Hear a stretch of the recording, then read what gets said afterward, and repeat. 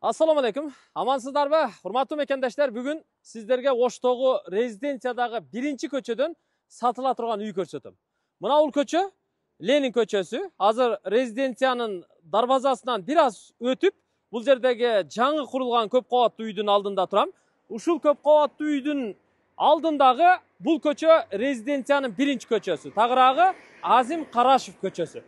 Ушул көчөгө киресиздер дагы түп-түз эч жака бурулбай, до конца аягына чейин барасыздар. Трансформатор бар, ошол жерден оң тарапка буруласыздар. Кана жүрүңүздөрчү көрөлү. Туугандар, алыстабай туруңуздар. Биз сатыла турган үйгө жетип келип калдык. Мына ушул көчөнүн эң аягына чейин чыгып, тетиги жердеги трансформатордон оң тарапка жүрүп, мына ушул жерге чейин келдик. Бул жерден кайра сол тарапка буруласыздар. Бул жака бурулганда мына биринчи катарда турган үй сатууга коюлуп жатат. Азыр ушул үйдү сиздерге көрсөтүп берели. Сиздер алыстабай туруңуздар. 6 сотук жер аянтында жайгашкан 250 чарчы метрдин тегерегиндеги ушул үй айланасындагы кошумча курулушу бак дарагы менен бүт баары сатууга коюлуп жатат. Андыктан сүйлөшүп көргөнгө аракет кылыңыздар. Үйдүн баасы $180,000 кеми бар. Чек арасы ушул жерден башталат. Наркы столбага чейин барып такалат. Мына көчө жагында ушундай көрүп турасыздар, арча дарактары дагы эгилген экен. Бул көчө менен түз барсаңыздар көпүрө бар. Көпүрөдөн нары өткөндө Южныйдан түшкөн жолго маршруттук каттамга чыкса болот экен.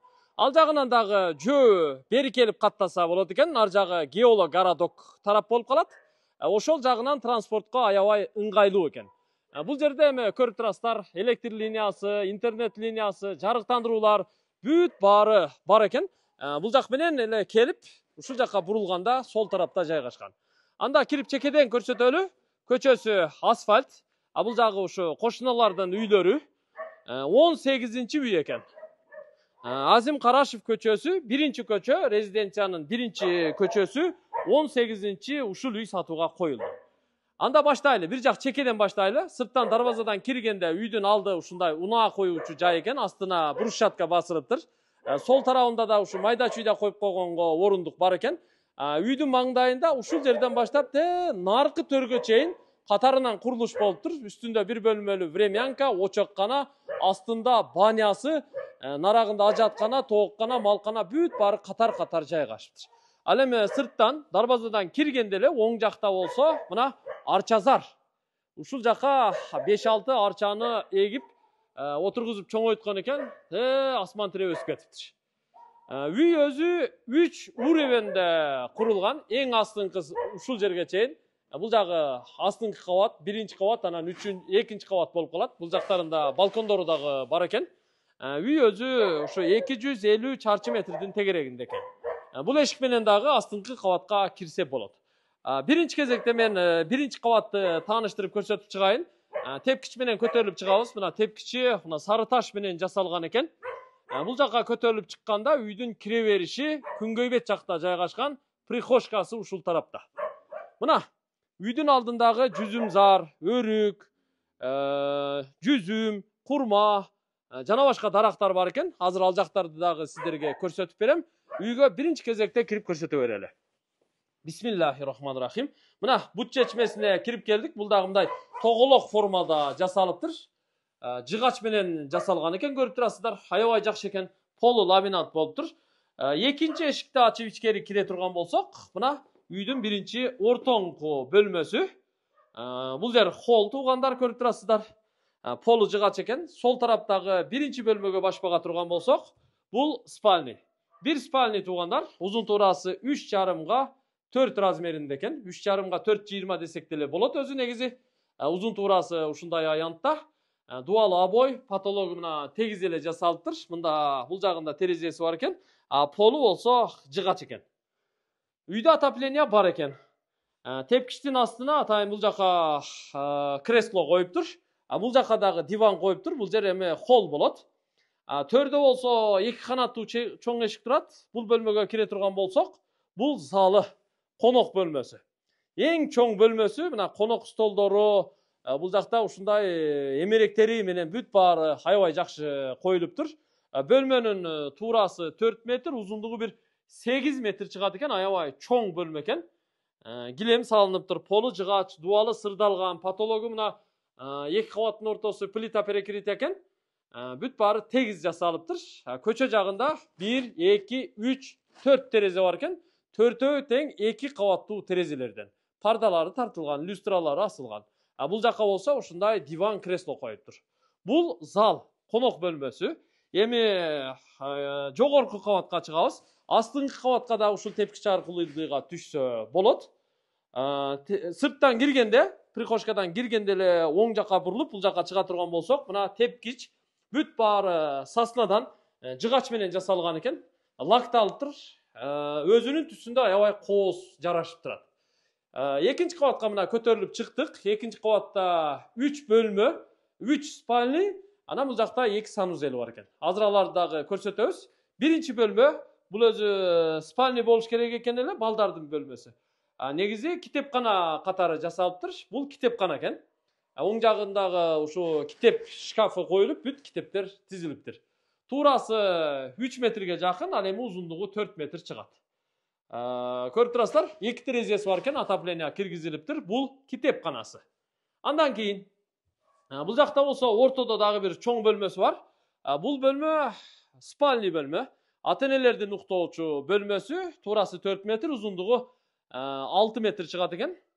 24 чарчы метр. Бул жакта 2 терезеси бар, бул жакта 1 терезе, жанында эшиги менен балконго дагы чыкса болот экен. Патологу мына жыгачтан, ДВПдан, фанерадан аябай гүлдөнүп сонун жасалыптыр. Көрдүңүздөр, бул ата-энелердин уктоочу бөлмөсү, бул жакта бүт эмеректери менен бардыгы өз ордунда турат тургандар. Эми кайсы нерсе кетет, кайсы нерсе калат, аны эми үйдүн ээси менен сүйлөшүп аласыздар. Эми 3-чү бөлмөгө кирели. Бул жакта дагы бир спальный бөлмөсү бар. Туурасы бир 2,5 метрден ашууnuраак, узундугу 4 метр экен, 2 терезелүү, 1 спальный. Балдар бөлмөсү болуп калат бул. Бул жакта болсо бир ванна душу бар, нарагында ажатканасы өзүнчө. Киргенде эле оң жакта төрдө ваннасы коюлган, күзгү раковинасы менен, форточка, арестону менен бардыгы коюлуп, полу дубалы бүт кафел болгон. Бул жакта болсо ажатканасы өзүнчө жайгашкан. Бул жакка кире турган болсок, мына көрүп турасыздар, унитаз коюлган, полу дубалы бүт кафел болгон. Мына бул терезеден сырттан жарык кирип турат экен. Жогорку кабатты дагы сиздерге көрсөттүк. Полу бардык бөлмөлөрдүкү жыгач экен. Азыр эми түз эле эң ылдыйкы кабатка түшөлү. Үй өзү сырттан эле көрүп байкадыңыздар, 3 уровеньде курулуптур. Астыңкы кабаты жердин ичине кирген эмес, биротоло подвал болуп калган эмес да. Келиңиздер эми тепкич менен ылдыйга түшөлү биротоло. Тепкич менен ылдыйлап эле бул жакка түшө турган болсок, мына бул коридору. Жанагындай эле сол тарапта санузелдери бар экен. Түз бул жакка кире турган болсок, жанагы залдын асты болуп калат бул. Үстүндөгү чоң залдын асты, узундугу бир 8 метр, туурасы 4 метр чыгат. Бул жактарында терезелери бар экен. Бул өзү бильярд коюлган зал экен эле. Төрүндө болсо тапчан жасап коюптур, ошо кышкысындагы кыштап жашаса болот экен. Отопление киргизилиптир. Мына бул сырттан кире турган эшик экен. Кошумча. Эми бул жака келиңиздер. Мына бул бөлмөсү азырынча кир жуучу бөлмө, прачечный. Негизи унитаз коюп, ажаткана кылып койсо болот. Бул болсо ванна душтун бөлмөсү экен. Ванна душ бөлмөсү. Караңыздар мына. Ванна душ бөлмөсү ушундай. Муну эми азыр склад болуп эле турат. Эми бул жака кирели. Бул бөлмө болсо ашкана. Сырттан киргенге болот. Сырттан киргенге атайын эшиги жасалган. Суу киргизилген, бүт эмерек техникалары коюлган, газ электропечка, вытяжкалары менен бардыгы коюлуп, газ дагы киргизилген. Бул жерде болсо мына чай иче турган орундугу полу кафел болгон, отопление бардыгы киргизилген. Арестондору дагы коюлуптур. Бул жакта болсо үстүндөгү эле вытяжка, прихожканын үстү асты болуп калат. Бул жагында да бир эшиги бар. Бул жакка чыкканга дагы бир кошумча эшиги бар. Бул жакка да чыгып, мына жерде стол коюп отурса, эс алса, же бакка чыкса болот экен. Булар бүт мына пластик терезелер менен жасалыптыр. Эми жүрүңүздөр. Бул жака чыгалы, сыртка чыгып, кошумча курулуштардын бардыгын көрсөтүп берели сиздерге. Муну дагы бир жак чекеден баштап сиздерге көрсөтүп берейин. Ал үчүн биз мына сырттан дарбазадан киргенде сол жақтағы тепкіштен көтеріліп жоғары шығабыз. Мына жерге дағы ушу балдардын велосипедтери, коляскалары, ошол сыяктуу бир нерселерди ушул жерге коюп койсо болот экен. Тепкич менен жогору көтөрүлүп чыга турган болсок, туугандар, бул жакта эки бөлмө катар жайгашкан. Анын биринчиси мына ушул времянка бөлмөсү, чакан бөлмө көрүп турасыздар. Туурасы 2,5 метр, узундугу 4 метр чыгат экен. Времянканын бөлмөсү. Андан кийинки эшиктен бул жакка кире турган болсок, бул очок канасы. Очок кана мына дуалы төр тарабы бүт кафелденген, газ киргизилген, эки чоң казан коюлган, нар жагында болсо печкасы коюлган, вытяжкалары менен бардыгы жасалган. Bundan төрдөгү эшик аркылуу бул жактан дагы чыгып кире берсе болот. Газ бүт киргизилген туугандар. Эми ушул эле жерден биз кайра артка кайтып, мына жакта подвалы, банясы бар экен, аны дагы көрсөтүп коелу. Биротоло чекеден көрүп түшүнүп алыңыздар. Ылдыйга түшө турган болсок, бул жакта банясы бар экен. Ага чейин мына бул жерде чоң үйдүн бүт отопление системасы ушул жерден жылып ысыйт экен. Газ печкасын койгон, анан көмүр отун үчүн бул жакта дагы бир кошумча чоң печка койгон. Электр тогу менен дагы ысыйт экен, трехфазка киргизиптир. Үйдүн жылуулук системасы мына ушул жерден уюштурулат. Бул жакка кире турган болсок, банясы бар. Чечинип кийинүүчү бөлмөсү. Андан кийин тепкич менен кийинки бөлмөгө кире турган болсок, бул жакта болсо мына бассейни бар туугандар. Буга суу толтуруп койсо болот экен. Бул жер жуунуучу жайы. Ал эми бул жакта болсо парилкасы. Сырттан отун жагат, көмүр жагат. Парилка аябай жакшы ысыйт окшойт. Менимче мына бүт баарын жыгач менен ремонттоп жасап койгон экен. Бул жагы пардан чыгып эле сразу бассейнге түшкөнгө зор болот. Эми жүрүңүздөр. Бул жакта дагы бир бөлмө бар окшойт. Аны дагы көрүп кое берели. Чекеден мына эле эшиктен бул жагына өтө турган болсок, дагы бир кошумча бөлмө бар экен. Бул кладовка окшойт менимче. Бул жабык экен. Ключ турат. Ачып көрсөтүп кое берели. Бул жагы склад экен. Склад. Аябай сонун турбайбы? Мына бул жакта свети жанбайт экен, бирок склад экен туугандар. Бүт банкалардан бери бардыгын катар-катар полкаларга тизип коюптур. Консерва, банка, идиш, аяк, майда чүйдө бүт баары ушул жакта экен. Сонун. Эми короо сарайын көрсөтүп коелу сиздерге. Анан багына өтөбүз. Чекеден сиздерге түшүнүктүү кылып көрсөтүп бергенге туура келет. Банянын оту ушул жерден жагылат. Андан кийин бул жакка кире турган болсок, бул жакта ажатканасы бар экен. Мына сырткы ажаткана бул. Канализацияга туташтырылган. Ал эми ушундан кийин нар жагы бүт бул жактары торчо менен жасалган көрүп турасыздар. Бул жагы тооккана, анан нар жагы малкана экен. Аны дагы пайдалансаңыздар, иштетсеңиздер болот туугандар. Көрдүңүздөр, бүт баары. Бул жагы мына ушул адам жүрө турган жагы чатыры менен кошо жабылган, жамгыр тийбейт. Мына бул жакта болсо арча дарагы, төрдө дагы бир арча дарагы бар экен. Төрдө дагы бир кошумча тоокканасы бар экен туугандар. Бул жерде болсо мына малина эгиптир. Малинадан сырткары курма, кокон гилас, өрүк, жүзүм, дагы бир кокон гилас, жүзүмдөр. Бул жерге болсо ошо огород кылса болот экен, майда чүйдө эксе болот экен, бүт баары зор экен. Үйдүн баасын $180,000 кеми бар деп баасын коюп атат. Жаккан болсо эртерээк сүйлөшүңүздөр. Мына жерден кранттан суу чыгат экен. Эми бул жерде бүт коммуникация центральный. Газ, суу, свет, канализация. Бүт баары бар. Газ десеңиздер, газ бар. Суу десеңиздер, суу бар.